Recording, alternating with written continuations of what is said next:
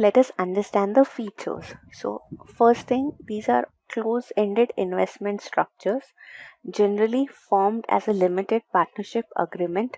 Now, as I said in the introduction, I was explaining you the commitment is on a longer time. So generally the term of the fund is 10 to 12 years. Okay, now as I showed you in the diagram, so leverage buyout, distress capital, mezzanine debt, angel investor, VC, and real estate funds of fund, a few investment disciplines of private equity. Okay, now let us understand a brief history about private equity before we start moving further in this topic. Okay, now leverage buyouts were established themselves. Leverage buyouts had established themselves on the Wall Street and in the lexicon of financial terminology in the late 70s and 80s, when investment bankers such as Marshall Milken created a method of leveraging a company with debt equity and equity capital in order to buy it. So basically the leverage buyout term came up in 70s and 80s, specifically by this man who what he used to do was, as I said, he used to leverage a company with debt equity and equity capital. Okay, so he would basically finance the company by way of debt equity, and then later he used to buy it. Okay, now the most infamous or notorious leverage buyout of that era was the 25 billion Rjr Nabisco buyout in 1988. Okay, so basically when we talk about today's PE, it is generally yesterday's LBO firm. Now it is not that these things, private equity as such started in 80s.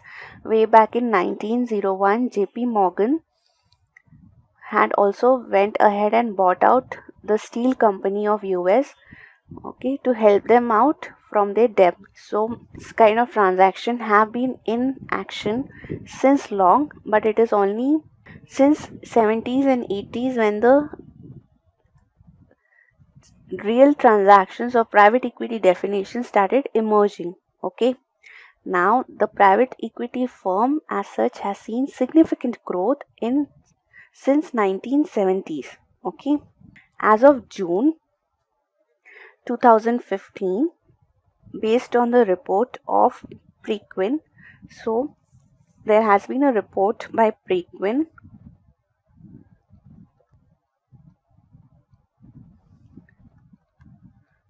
which says that the total asset under management, which is basically the amount of money invested by the investors plus the margin money, okay, so whatever is the total investment they are doing, is 4.2 trillion. Okay, so $4.2 trillion is the total worth of this industry as of June 2015.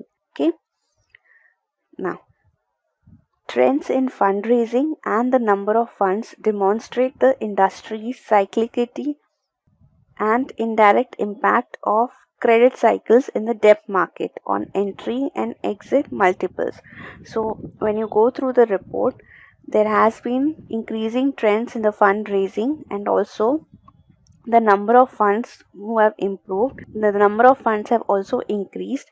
So it demonstrates the industry's cyclical nature and also the impact of credit cycles in the debt market. Okay, see, when I say the number has increased, that means over the period of time the quantity of assets being managed by these private equities have actually increased.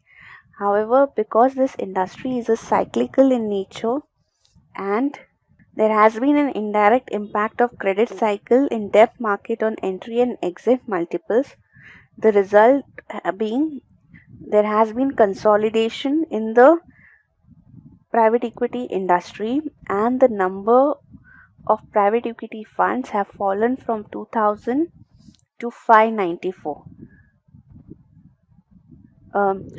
It has fallen from 1666, which was the peak in 2000, to 594 in year 2015. Okay. However, the risk return profile of private equity investments have now attracted non-traditional investors such as the sovereign wealth fund. So, although this number has decreased because of consolidation, as such the industry has grown, and also now it has started attracting non-traditional investors such as the sovereign wealth funds. Okay, so that itself shows the confidence of people in private equity fund has started increasing. Okay.